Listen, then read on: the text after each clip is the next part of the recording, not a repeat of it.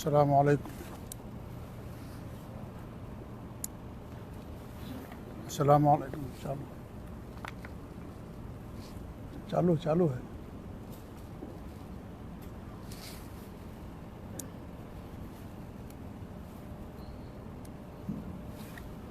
السلام علیکم ورحمۃ اللہ وبرکاتہ. الحمد للہ رب العالمین واشهد ان لا الہ الا اللہ وحدہ لا شریک لہ واشهد ان محمدا عبدہ ورسولہ بلغ الرسالہ وادى الامانہ ونصح الامہ وترکها على البیضاء لیلها كنهارها لا يزيغ عنها الا هالك صلوات اللہ وسلامہ علیہ وعلى آلہ وعلى اصحابہ ومن اهتدى بهدیہ واستنى بسنته الى یوم الدین. وبعد.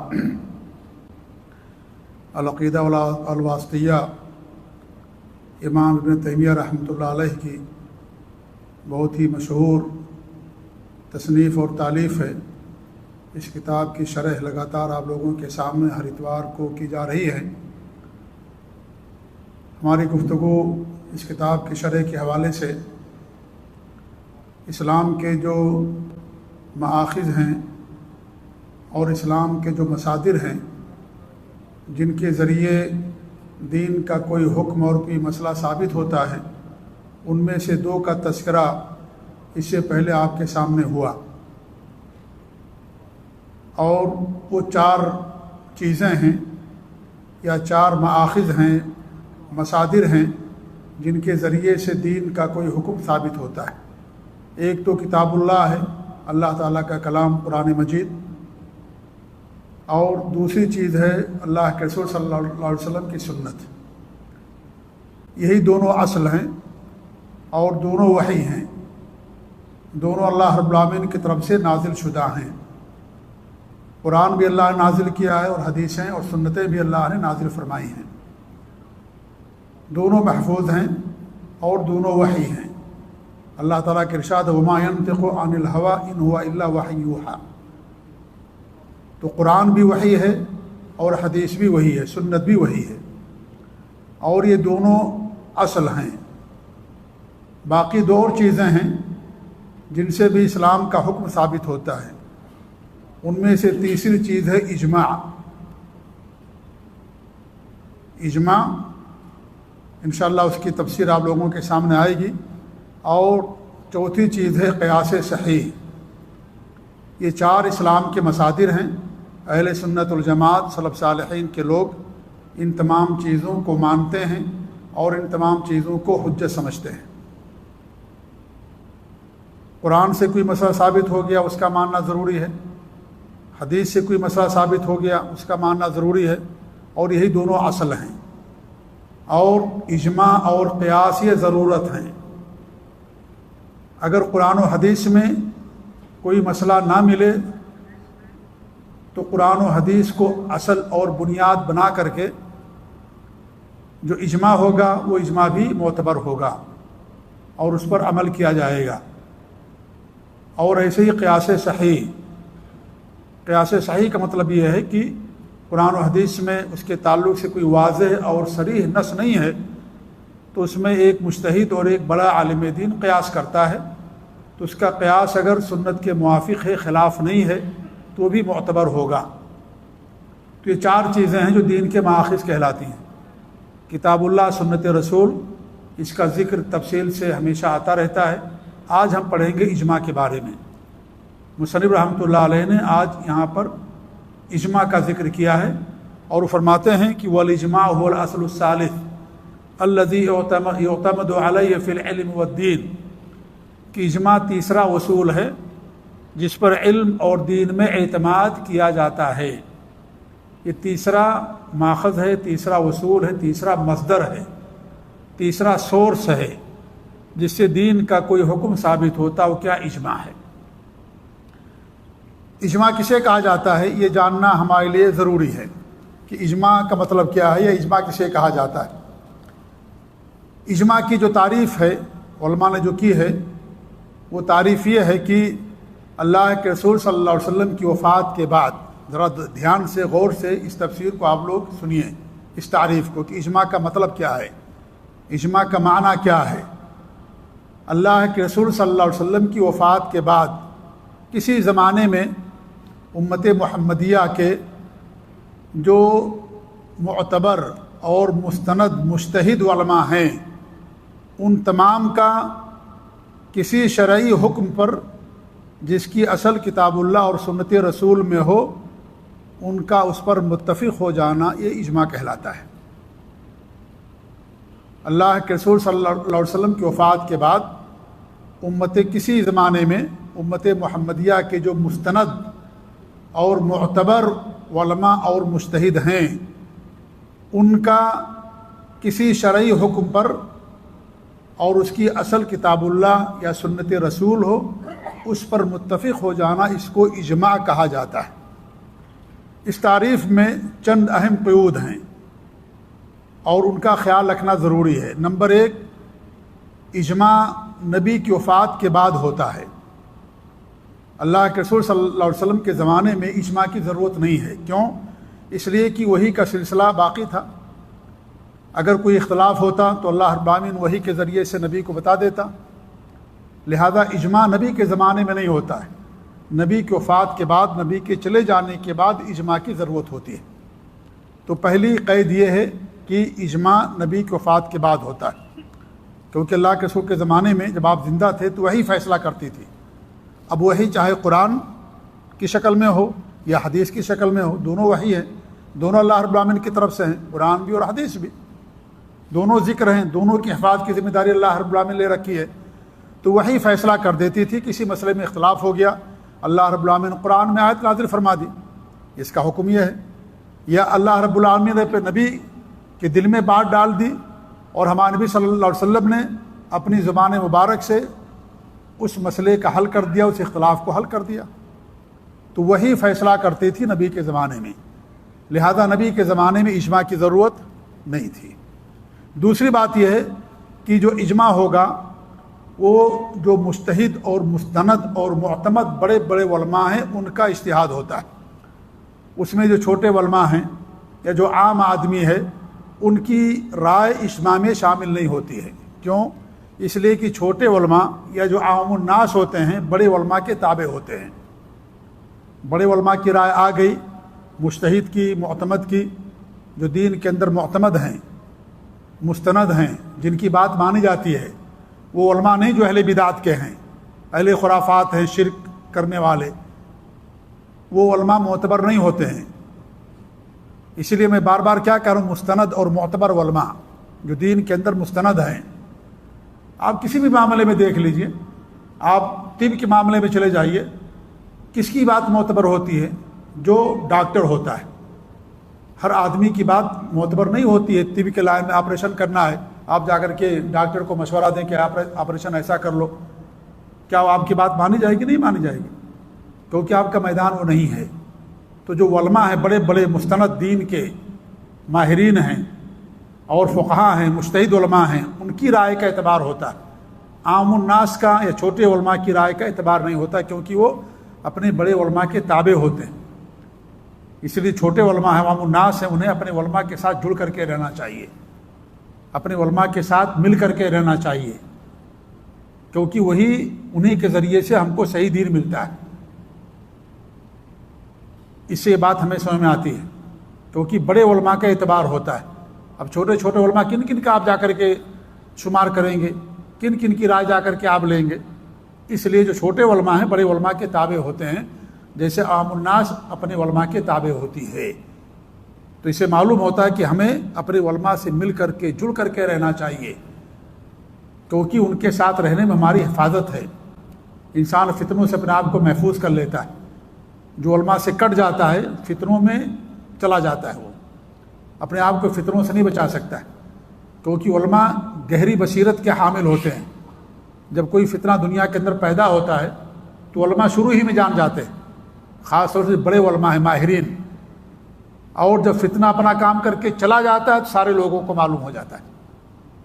تو یہ بصیرت ہوتی ہے علماء کی، وہ بھانپ لیتے ہیں کسی عالم یا کسی شخص کی بات کرنے کا انداز کیا ہے، وہ کس طریقے سے بات کر رہا ہے، کس طریقے سے بات کو لوگوں کے سامنے رکھ رہا ہے، اس کا انداز کیا ہے، پتہ چل جاتا ہے۔ حضرت عائشہ رضی اللہ تعالیٰ عنہ کے پاس ایک خاتون آئیں، ام معاذ، یا معاذہ نام تھا ان کا، معاذہ، تابعیہ ہے یہ، اور حضرت عائشہ رضی اللہ عنہ کے پاس آئیں اور ایک سوال پوچھنے لگیں۔ سوال کیا تھا؟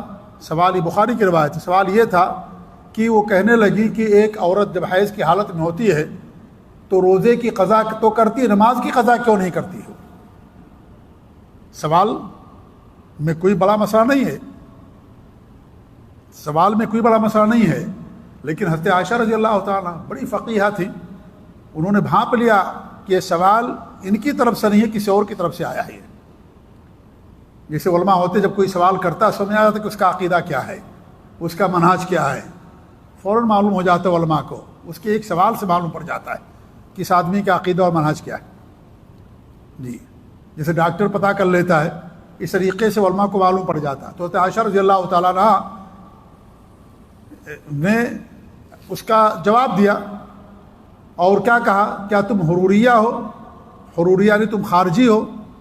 حرورہ ایک جگہ تھی جہاں پر ایک خوارج جا کر کے اکٹھا ہو گئے تھے، خوارج جنہوں نے صحابہ کی تکفیر کی، صحابہ کو قتل کیا، صحابہ کو کافر قرار دیا، حکمرانوں کے خلاف جو خروج کرتے ہیں، بغاوت کرتے ہیں۔ عثمان رضی اللہ تعالیٰ عنہ کے خلاف خروج کیا، حضرت علی رضی اللہ عنہ کے خلاف خروج اور بغاوت کے، ایسے لوگوں کو خوارج کہا جاتا ہے، اور جو بھی ان کے عقیدے پر ہوگا اور ان کے منہج پر ہوگا ان کو خوارج کہا جائے گا۔ تو کہا کیا تم حروریہ ہو؟ کیونکہ دیکھیے سوال میں کوئی بڑی بات نہیں ہے، لیکن سوال پوچھنے کا جو انداز ہے، انداز سے ان کو پتہ چل گیا حضرت عائشہ رضی اللہ تعالیٰ عنہ کو۔ تو ایک جو عالم ہوتا ہے سوال سے بھی اندازہ لگا لیتا ہے کہ اس کے دل میں کیا ہے، یہ کس عقیدے کا انسان ہے، یہ پتہ لگا لیتا ہے۔ تو انہوں نے کہا کہ نہیں ام المؤمنین میں حروریہ نہیں ہوں، انہوں نے واضح کر دیا، کہا کہ میں حروریہ نہیں ہوں۔ تو حضرت عائشہ نے کیا جواب دیا کہ ہمیں ایسے ہی حکم دیا گیا ہے، بس اللہ کا حکم ہے، نبی کا حکم ہے، ہم کو اسی کرنا ہے۔ عورتوں کو حکم دیا گیا کہ نماز کی قضا نہیں کریں گی، نہیں کریں گے، اللہ تعالیٰ کا دین ہے یہ، کوئی اللہ تعالیٰ کے فیصلے کو ٹال سکتا ہے، کوئی اللہ تعالیٰ کو فیصلہ دے سکتا ہے؟ اللہ نے فیصلہ کر دیا، نبی نے فیصلہ کر دیا کہ حیض والی عورت روزے کی قضا کرے گی، نماز کی قضا نہیں کرے گی۔ عقل کیا کہتی ہے، دماغ کیا کہتا ہے؟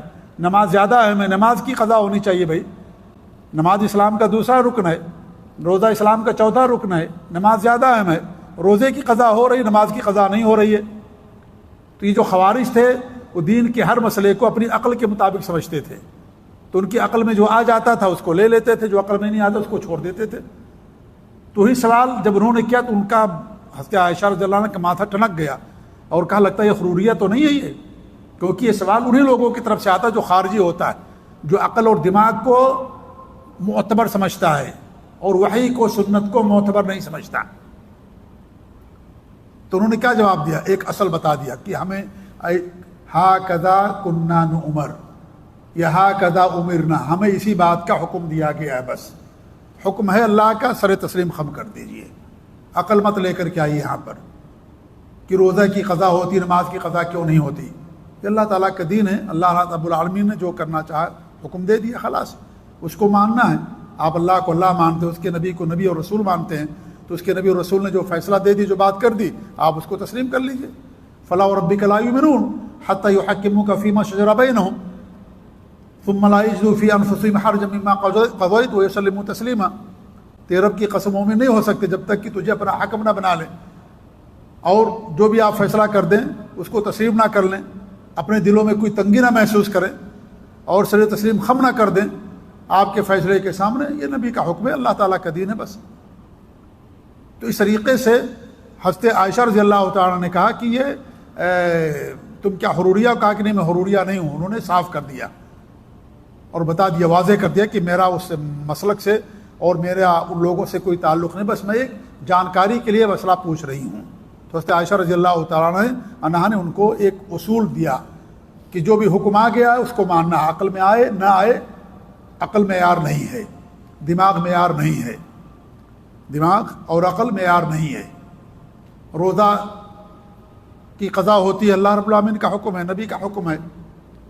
اب آپ کی دماغ یا آپ کی عقل کہتی ہے کہ روزے کی قضا کے سے زیادہ نماز کی قضا ہے، ہماری عقل کہتی ہے نہیں، روزے کی قضا ہونی چاہیے، نماز کی نہیں ہونی چاہیے۔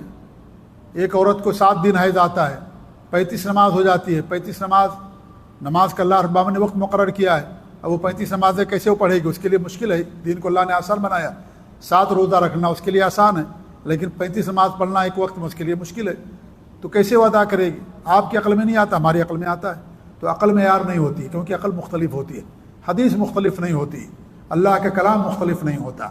تو انہوں نے فرمایا کسی طریقے سے اللہ کا حکم ہے، اللہ کا حکم ہے، مان لو، تسلیم کر لو، بس۔ بادشاہ کا حکم آ گیا، کوئی چومو چرا کرتا ہے؟ نہیں کرتا ہے۔ ابھی ہمارے ملک میں عیسائی آر ہو رہا ہے، یا اس طریقے سے بہت ساری چیزیں ہوتی ہیں، اس کے لیے فلاں ڈاکومنٹس چاہیے، گورنمنٹ نے طے کر دیا، کوئی اعتراض کرتا ہے کہ ڈاکومنٹس کیوں چاہیے؟ بھائی جو مانگ رہے دے رہے ہیں نا، سب لوگ اکٹھا کر رہے ہیں نا، سارے ڈاکومنٹس اکٹھا کر کے دے رہے ہیں، پاسپورٹ بنوانا فلاں پیپر چاہیے، اعتراض کرتا کوئی نہیں، یہ پیپر کی کیا ضرورت ہے پاسپورٹ بنانے کے لیے، برتھ سرٹیفکیٹ کی کیا ضرورت ہے، فلاں چیز کی کیا ضرورت ہے؟ بھائی حکم ہے، قانون ہے، یہ ملک کا قانون ہے، اس کو ماننا ہے آپ کو، کہ دین ہے، اللہ کا قانون ہے، نبی کا قانون ہے، آپ کو اس کو ماننا ہے، آپ کی عقل میں آئے نہ آئے، اسے کوئی سروکار نہیں ہے، کیونکہ عقل معتبر نہیں ہے، یہ آپ کو اللہ نے حکم دے دیا، نبی نے حکم دے دیا، ماننا آپ کو، تو یہ ہمارا منہج ہونا چاہیے۔ تو اس لیے میں کہتا ہوں مستند علماء معتبر ہیں، معتمد علماء معتبر ہیں، ہر عالم معتبر نہیں ہے، جو اہل بدعت میں سے وہ معتبر نہیں۔ تو دوسری جو قید ہے کہ یہ اجماع جو ہے صرف مجتہد علماء کا معتبر ہوتا ہے۔ تیسری چیز یہ کہ اجماع صرف شرعی مسائل میں ہوتا ہے، شرعی مسائل میں، کیا میں نے کہا؟ تعریف میں کسی شرعی حکم پر متفق ہونا، شریعت کے اندر اجماع ہوتا ہے، دنیاوی چیزوں میں نہیں ہوتا، سائنسی امور میں نہیں ہوتا یہ اجماع، دین کے معاملے میں اجماع ہوتا ہے، یہ دین کے معاملے میں، کیونکہ اللہ رب العالمین نے دین اوپر سے بھیجا ہے۔ ہمارے نبی صلی اللہ علیہ وسلم نے ایک مرتبہ کیا فرمایا؟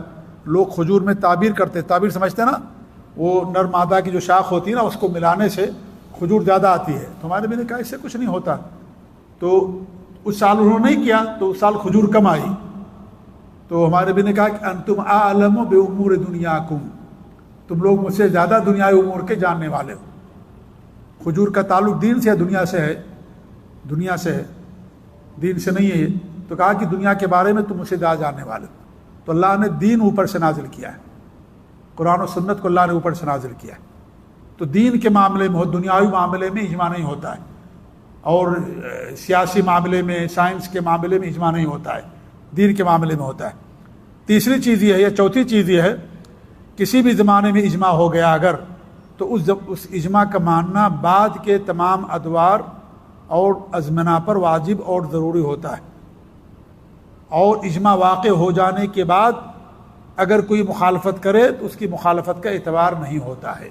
اگر اجماع واقع ہو گیا تو اجماع واقع ہو جانے کے بعد کوئی اختلاف کرے تو اس کے اختلاف کا کوئی اعتبار نہیں ہوگا۔ مثال کے طور پر قادیانی کے بارے میں آج دنیا کے تمام مسلمانوں کا اجماع ہے کہ وہ کافر ہے، اب 10 سال کے بعد اگر رواداری میں حالات بدلتے جا رہے ہیں دنیا کے، ان کو بھی کوئی مسلمانوں میں شامل کر دیں اور کہیں وہ مسلمان ہیں، تو اس کا اعتبار نہیں ہوگا، کیونکہ اس پر اجماع واقع ہو چکا ہے۔ تو بعد کے تمام ادوار پر اس کا ماننا ضروری ہے، جس پر اجماع ہو گیا اس اجماع کی مخالفت نہیں کی جا سکتی۔ تو یہ اجماع اللہ کے رسول کے بعد کسی زمانے کے اندر ہو سکتا ہے۔ پانچویں چیز میں نے بتایا کہ صرف مسند علماء کا اجماع ہوتا ہے، جو اہل باطل بدعت ہے ان کا اجماع کا اعتبار نہیں ہوگا۔ چھٹی چیز یہ کہ اس کی اصل کتاب و سنت کے اندر ہونی چاہیے، ایسا نہ ہو کتاب و سنت سے ہٹ کر کے کوئی اجماع ہو جائے تو اس اجماع کا کوئی اعتبار نہیں ہوگا۔ اسی لیے اہل بدعت کے اجماع کا اعتبار کیوں نہیں ہے؟ کیونکہ اہل بدعت کیا کرتے ہیں؟ کتاب و سنت سے ہٹ کر کے ان کا اجماع ہوتا ہے۔ جیسے آج مان لیجیے جو اہل بدعت ہیں، جو یہ عقیدہ رکھتے ہیں کہ اللہ تعالیٰ ہر جگہ ہے، اس پر اجماع نقل کرتے ہیں، کہتے ہیں اس پر اجماع ہے کہ اللہ تعالیٰ ہر جگہ ہے، نعوذ باللہ من ذالک۔ امام اوزاعی رحمۃ اللہ علیہ یہ تبع تابعی ہیں، ملک شام کے رہنے والے تھے، بہت بڑے محدث، فقیہ اور امام اوزاعی رحمۃ اللہ علیہ، ان کا عبد الرحمن نام تھا، تبع تابعی ہے۔ یہ کہتے ہیں کہ کننا والتابعون متوافرون علی ان اللہ فوق عرشہ، ہم اور تمام تابعین کا اس بات پر اجماع تھا، سارے کے سارے لوگ یہ عقیدہ رکھتے تھے کہ اللہ تعالیٰ عرش کے اوپر ہے، اپنے عرش پر ہے۔ اب بعد میں آ کر کے لوگ غلط عقیدہ گڑھ لیں، جہمیہ اور معتزلہ اس طرح کے لوگ پیدا ہوئے تو انہوں نے عقیدہ گڑھا کہ اللہ تعالیٰ ہر جگہ ہے، جبکہ اللہ تعالیٰ کا عرش کے اوپر بلند اور مستوی ہے۔ اب اس کے بعد اگر کوئی عقیدہ بنا لے اور اجماع نقل کرے تو اس اجماع کا کوئی اعتبار نہیں ہوگا۔ جب اجماع اس پر ہو گیا اس کے بعد اس کی مخالفت کرنا جائز ہی نہیں ہے، اور اس کی مخالفت کا کوئی اعتبار نہیں ہوگا۔ تو یہ ہے اصل اجماع قیود کے ساتھ کہ اللہ کے رسول صلی اللہ علیہ وسلم کی وفات کے بعد کسی زمانے میں امت محمدیہ کے مستند معتبر مجتہد علماء کا کسی شرعی حکم پر جس کی اصل کتاب اللہ اور سنت رسول کے اندر ہو، ان کا متفق ہونا اجماع کہلاتا ہے، اور یہ مستقل ایک دلیل ہوتی ہے، اور اس کا ثبوت قرآن سے بھی، حدیث سے بھی، قیاس سے بھی ہے۔ قرآن میں اللہ رب العالمین نے فرمایا، وہ آیت جو عام طور پڑھی جاتی ہے سلف صالحین کی منہج کی اتباع کے لیے، کہ وَمَن يُشَاقِقِ الرَّسُولَ مِن بَعْدِ مَا تَبَيَّنَ لَهُ الْهُدَىٰ وَيَتَّبِعْ غَيْرَ سَبِيلِ الْمُؤْمِنِينَ نُوَلِّهِ مَا تَوَلَّىٰ وَنُصْلِهِ جَهَنَّمَ وَسَاءَتْ مَصِيرًا، کہ جو رسول صلی اللہ علیہ وسلم کی مخالفت کرے گا، ہدایت واضح ہو جانے کے بعد، ہدایت آ گئی، مل گیا اس کو، اس کے بعد بھی مخالفت کر رہا ہے نبی صلی اللہ علیہ وسلم کی حدیث مل گئی آپ کو، پھر بھی آپ مخالفت کر رہے ہیں۔ ہوتا نا ہمارے ہاں، اللہ کے رسول کی حدیث سنا تو پھر بھی کہتے ہیں نبی ہم نہیں مانیں گے، ہمارے معاشرے میں اس پر عمل نہیں ہو رہا ہے، ہمارے خاندان میں اس کے اوپر عمل نہیں ہو رہا، گھر کے لوگ کیا کہیں گے، ہمارے مولوی صاحب کا فتویٰ اس کے برعکس ہے، میں جس امام کی پیروی کرتا ہوں اس امام کا فتویٰ اس کے برعکس ہے۔ اللہ تعالیٰ امام کے بارے میں نہیں پوچھے گا، نبی کے بارے میں پوچھے گا قبر کے اندر کہ تم نے نبی کی بات مانی کہ نہیں مانی۔ امام کی بات اگر کتاب و سنت کے موافق ہے سر آنکھوں پر، اگر نہیں ہے تو اسی امام نے کہا کہ میری بات کو دیوار پہ مار دو، میری بات پر عمل مت کرنا۔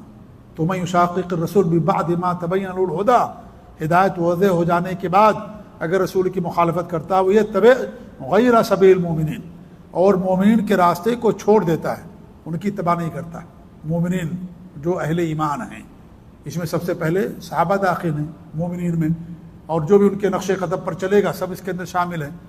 تو یہاں مومنین مسلمان اور اس میں علماء سب کے سب اس کے اندر شامل اور داخل ہیں، لہذا اس سے اجماع کی دلیل ملتی ہے۔ اور اللہ کے رسول صلی اللہ علیہ وسلم کی حدیث ہے کہ ان اللہ اجار امتی ان تجتمع علی ضلالہ، مختلف الفاظ ہیں، اور امام البانی رحمۃ اللہ علیہ نے تمام الفاظ اور طرق کو سامنے رکھ کر کے اس حدیث کی تصحیح کی ہے کہ حدیث صحیح ہے، اور وہ یہ ہے کہ اللہ رب العالمین نے میری اس امت کو محفوظ کر دیا ہے کہ وہ ضلالت پر اکٹھا ہو جائے، امت گمراہی پر اکٹھا نہیں ہو سکتی۔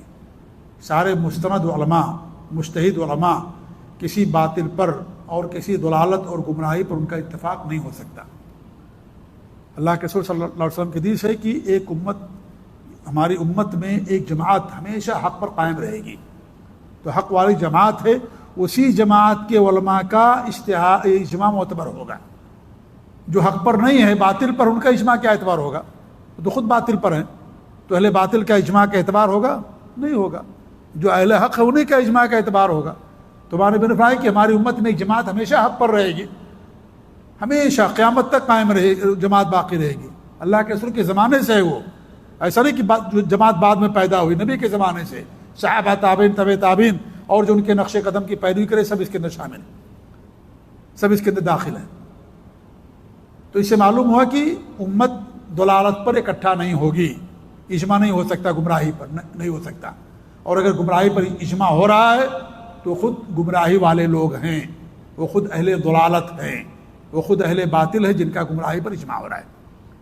اور تیسری بات امام ابن عثیمین رحمۃ اللہ نے بیان کی ہے، اصول فقہ پر ان کی بہت اچھی کتاب ہے، اس کے اندر انہوں نے بیان کیا ہے امام شیخ ابن عثیمین رحمۃ اللہ علیہ نے، جس کا مفہوم یہ ہے، کہتے ہیں کہ دیکھیے امت کا کسی مسئلے پر اجماع یا تو حق ہو گیا تو باطل ہوگا، اگر وہ حق ہے تو بلا شبہ وہ حجت اور دلیل ہے، اگر وہ حق ہے، یعنی اجماع اگر علماء کا ہے کسی مسئلے پر تو یا تو حق ہوگا تو باطل، دو ہی چیز ہوگی نا، یا تو حق یا تو باطل، تیسری کوئی چیز ہے، تیسری کوئی چیز نہیں ہے نا، یا تو حق یا تو باطل، یا تو ہدایت یا تو گمراہی۔ فما بعد الحق الا الضلال، حق کے بعد گمراہی کے سوا کیا ہے؟ دو ہی چیزیں ہیں، یا تو حق یا تو باطل ہے۔ تو اگر وہ حق ہے تو حجت ہے، دلیل ہے، اور اگر بالفرض مان لیا جائے کہ وہ باطل ہے تو یہ ناممکن ہو سکتا ہے، یہ کہ یہ کیسے ممکن ہے کہ امت محمدیہ جو قیامت تک سب سے بہتر امت ہے، اور اس امت اور یہ امت تمام امتوں میں سب سے زیادہ معزز اور مکرم ہے، تو اس امت کی علماء کسی ایسے باطل امر پر متفق ہو جائیں جس سے اللہ تعالیٰ راضی نہ ہو، ایسا نہیں ہو سکتا، یہ ناممکن باتوں میں سے کہ مستند علماء کسی باطل پر ان کا اکٹھا ہو جائے، ایسا نہیں ہو سکتا۔ اگر وہ اکٹھا ہیں تو حق ہی پر اکٹھا ہیں، لہذا یہ معتبر ہے کیا اجماع۔ تو 3 دلیلیں میں نے اجماع کی آپ کے سامنے دی، قرآن کی ایک آیت، نبی کی ایک حدیث، اور یہ قیاس جو امام یا علامہ ابن عثیمین رحمۃ اللہ علیہ نے اپنی کتاب اصول فقہ کے اندر انہوں نے بیان کیا ہے۔ تو اجماع میرے بھائیو معتبر ہے، اجماع حجت ہے، شرعی دلیل ہے، اس کی پیروی واجب ہے، اس کی پیروی واجب، اجماع ہو جانے کے بعد اس سے اختلاف انسان نہیں کر سکتا ہے۔ صحابہ کے زمانے میں بہت سارے مسائل پر اجماع ہوا، جیسے ابوبکر صدیق رضی اللہ تعالیٰ عنہ کی خلافت پر اجماع، ان کی خلافت پر اجماع، تمام صحابہ نے ان کو اپنا خلیفہ منتخب کیا۔ کسی نے اختلاف کیا تھا؟ اس کی اصل تھی کہ نہیں؟ اس کی اصل تھی، اس کی اصل تھی کہ خلافت کے مستحق کون ہیں؟ ابوبکر ہی ہیں۔ اگرچہ نص نہیں تھا، صراحت کے ساتھ حدیث نہیں تھی، اگر حدیث ہوتی تو پھر کچھ نہیں مسئلہ ہوتا، لیکن حدیث نہیں تھی۔ ہمارے نبی نہیں فرمایا کہ میرے بعد میرے خلیفہ ابوبکر ہی ہوں گے، ایسی کوئی حدیث نہیں تھی، آپ نے منسوخ نہیں کیا، لیکن اشارات تھے آپ کی طرف سے جس سے معلوم ہوتا تھا کہ وہی خلیفہ ہوں گے۔ ہمارے نبی نامزد بھی کرنا چاہا لیکن نہیں نامزد کر سکے، کیونکہ آپ کو اس بات پر یقین تھا کہ آپ کے صحابہ ابوبکر صدیق ہی کو منتخب کریں گے، اور پھر نبی کی وفات کے بعد لوگوں نے ان کو انتخاب کر لیا۔ کسی نے کوئی اختلاف کیا تھا؟ سب نے کیا نا؟ اجماع ہوا کہ نہیں اجماع ہو گیا؟ ان کی خلافت پر اجماع ہو گیا۔ حضرت عمر رضی اللہ عنہ کی خلافت پر اجماع ہے، حضرت عمر رضی اللہ عنہ کی خلافت پر تمام صحابہ نے ان کو اپنا خلیفہ منتخب کیا، کسی نے کوئی اعتراض نہیں کیا۔ ابوبکر نے ان کو خلیفہ نامزد کر دیا، سب نے آ کر کے ان کے ہاتھ میں بیعت کر لیا، صاحب خلیفہ، سارے لوگ ان کے ہاتھ پر۔ حضرت عثمان رضی اللہ عنہ کی بات دیکھ لیجئے، ان کی بھی خلافت اجماعی ہے، حضرت عثمان رضی اللہ عنہ کی۔ حضرت عمر رضی اللہ عنہ 6 لوگوں میں کمیٹی بنا دی تھی نا، 3 لوگ دستبردار ہو گئے، باقی بچے حضرت علی اور حضرت عثمان، اور عبد الرحمن بن عوف خود ذمہ دار بن گئے، انہوں نے اپنے آپ کو ہٹا لیا کہ مجھے خلافت نہیں چاہیے۔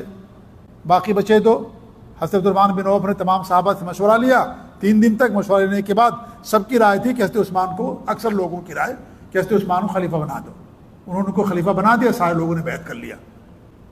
اب اس میں بھی کوئی اختلاف نہیں رہ گیا، ٹھیک ہے۔ حضرت علی رضی اللہ عنہ کی خلافت میں اجماع نہیں ہو پایا، کیونکہ حضرت امیر معاویہ رضی اللہ تعالیٰ عنہ اور ملک شام کے لوگوں نے ان کے ہاتھوں بیعت نہیں کیا تھا، گرچہ ان کو خلیفہ مانتے تھے لیکن بیعت نہیں کیا تھا۔ وہ اپنے آپ کو خلافت کا حقدار بھی نہیں سمجھتے تھے حضرت امیر معاویہ رضی اللہ عنہ، وہ نہیں کہتے کہ میں خلیفہ بنوں گا، نہیں، ان کا کہنا یہ تھا، یہ ساری باتیں اس سے پہلے میں بتا چکا ہوں تفصیل سے آپ لوگوں کے سامنے، کہ پہلے قصاص لے لو ان کا، جنہوں نے حضرت عثمان کو قتل کیا وہ سب آپ کی جماعت میں ہیں، اس کے بعد ہم آپ کے ہاتھوں بیعت کر لیں گے۔ تو ان کے بیعت پر اجماع نہیں ہو، لیکن وہ چوتھے خلیفہ راشد ہیں۔ کون؟ حضرت علی رضی اللہ تعالیٰ عنہ چوتھے خلیفہ راشد ہیں، اس میں کوئی اختلاف نہیں ہے، علی رضی اللہ تعالیٰ عنہ چوتھے خلیفہ راشد ہیں، اور وہی خلافت کے حقدار بھی تھے، کوئی ان کے علاوہ خلافت کا ان کے زمانے میں حقدار نہیں تھا، اگرچہ بیعت کرنے میں تاخیر ہوئی اور اس طریقے سے اختلاف ہوا تھوڑا سا، لیکن خلافت کے حقدار ہوئی تھے۔ تو یہ سب اجماع ہے۔ قرآن کو جمع کیا ابوبکر صدیق رضی اللہ عنہ نے، یہ بھی اجماع ہے۔ پہلے قرآن جو ہے جیسے آج ہمارے سامنے موجود اس طریقے سے نہیں تھا نا، الگ الگ قرآن، ایک آیت یہاں ہے، 2 آیتیں کہیں اور ہیں، 2 صورتیں کہیں اور ہیں، 3 صورتیں کہیں اور لکھی ہوئی ہیں، ان سب کو انہوں نے اکٹھا کر دیا تھا، جمع قرآن ایک جگہ کیا تھے ابوبکر صدیق رضی اللہ عنہ۔ اس کی اصل بھی قرآن کے اندر موجود ہے، ان علینا جمعہ قرآن، قرآن کا جمع کرنا یہ ہمارے ذمہ داری ہے، جمع کرنا انسان کے سینے میں بھی، نبی کے سینے میں، اور ساتھ ہی ساتھ اس کو کہ جو ہے جس شکل میں آج ہمارے پاس موجود اس شکل میں، تو اس کی اصل موجود تھی، اور قرآن اللہ نے نازل کیا اور اس کی حفاظت کی ذمہ داری لی، لہذا حفاظت کی شکلوں میں سے تھی کہ اس کو جمع کر دیا جائے۔ ابوبکر صدیق نے جمع کیا، مرتدین سے قتال کیا ابوبکر صدیق نے۔ شروع میں حضرت عمر رضی اللہ عنہ کا اختلاف تھا، انہوں نے اختلاف کیا کیسے آپ ان سے قتال کرو گے، وہ تو لا الہ الا اللہ پڑھتے ہیں، محمد رسول اللہ پڑھتے ہیں، آپ کیسے ان سے قتال کریں گے، لیکن وہ اختلاف ختم ہو گیا، جب ابوبکر صدیق نے ان کو سمجھایا تو اختلاف ختم ہو گیا، ٹھیک ہے۔ تو اجماع یہ معتبر دلیل ہے، لیکن شرط یہ کہ اجماع ثابت ہونا چاہیے۔ یہاں بڑی بے اعتدالی ہوئی ہے لوگوں کی طرف سے کہ لوگ بیان کر دیتے ہیں کہ اس مسئلے میں اجماع، حالانکہ اجماع نہیں ہوتا ہے۔ جو تقلیدی فرقے ہیں وہ اپنے اپنے مسلک کو حق بیان کرنے کے لیے کہہ دیتے ہیں اس مسئلے میں اجماع ہے، 20 رکعت تراویح پر اجماع ہے کہہ دیتے ہیں، مان لیجیے رفع دین نہ کرنے پر اجماع ہے۔ ابھی سعودی عرب کے ایک عالم عبدالسلام الشعیر حفظہ اللہ وہ کہتے ہیں کہ اس بات پر اجماع ہے کہ انسان اپنے ہاتھ کو ناف کے نیچے باندھے۔ سعودی عرب کے عالم ہے، حنبلی عالم ہے۔ سعودی عرب کے علماء نے بھی رد کیا، مجھ کو بھی اللہ نے توفیق دی، میں نے بھی رد کیا اس کے اوپر، کیونکہ ہم لوگ اہل حق ہیں الحمدللہ۔ اگر کوئی حق کی مخالفت کرے گا، ہمارا باپ بھی ہوگا، ہم اس پر رد کریں گے، کوئی بھی ہوگا اس پر رد کیا جائے گا استطاعت کے بعد۔ اردو زبان میں آدھے گھنٹے کی میری تقریر ہے باقاعدہ، اور ہمارے نجیب صاحب کے صاحبزادے حذیفہ نے باقاعدہ ریکارڈ کیا تھا لائبریری میں بیٹھ کر کے، ٹھیک ہے۔ تو کہنے کا مقصد یہ ہے کہ انہوں نے کہا کہ اس پر اجماع ہے، کس پر؟ کہ انسان ناف کے نیچے ہاتھ باندھے۔ شیخ سلیمان الرحیلی نے رد کیا ان کے اوپر، جانتے شیخ سلیمان الرحیلی کو؟ ہمارے استاد شیخ محمد بن رمضان حاجری، غیور عالم دین سلفی، انہوں نے رد کیا ان کے اوپر۔ جی ہاں، شیخ بن باز کے، شیخ بن عثیمین رحمۃ اللہ علیہ کے، اور اس طریقے سے بڑے بڑے علماء کے فتوے ہیں کہ سینے پر ہاتھ باندھنا ہے نمازی کو، اور انہوں نے کہا کہ اس پر اجماع ہے کہ انسان نیچے ہاتھ باندھے گا ناف کے نیچے۔ تو اس طرح کے لوگ تجاوزات اور بے اعتدالیاں کی اجماع کا دعویٰ کر دیتے ہیں، حالانکہ اجماع نہیں ہوتا ہے۔ ارے کسی مسئلے میں اگر آپ کو اختلاف کا علم نہیں ہے تو اس کا مطلب یہ نہیں کہ اس میں اختلاف نہیں ہے، آپ کا علم ہے۔ اسی لیے کیا کہنا چاہیے کہ بھائی مجھے اس کے بارے میں اختلاف کا علم نہیں، سوائے اس کے کہ اس پر اجماع یہ انسان کہے، اس سے بہتر انسان کیا کہتے کہ بھائی اس بارے میں مجھے کسی اختلاف کا علم نہیں، کہ اس سے زیادہ بہتر لفظ ہے۔ تو یہ اسی لیے بعض علماء نے اجماع کا انکار کر دیا، کہا کہ بھائی اس طرح کے لوگ اجماع کا جو ہے دعویٰ کر بیٹھتے ہیں، ہر مسلک والے اپنے اپنے اجماع کا دعویٰ کر دیتے ہیں کہ بھئی اس پر اجماع ہے، اس پر اجماع ہے، اس پر اجماع ہے، حالانکہ اجماع نہیں رہتا ہے۔ اس لیے اجماع معتبر ہونا چاہیے، اجماع معتبر ہونا چاہیے۔ امام احمد بن حنبل رحمۃ اللہ علیہ نے بھی بیان کیا کہ اگر جو اجماع کا دعویٰ کرے وہ جھوٹا ہے، لیکن اس کا مطلب یہ نہیں کہ انہوں نے اجماع کا انکار کیا ہے کہ اجماع نہیں ہو سکتا۔ ان کے کہنے کا مطلب، کیونکہ خود انہوں نے اجماع کو بطور دلیل پیش کیا، بہت سارے مسائل میں انہوں نے کہا اس بات پر اجماع ہے، تو اس کا مطلب کیا ہوا؟ کوئی اجماع کو مانتے ہیں امام احمد بن حنبل رحمۃ اللہ علیہ، لیکن کس اجماع کے بارے میں کہا کہ جھوٹا اجماع ہے؟ اس کی علماء نے دو توجیہ کی ہے۔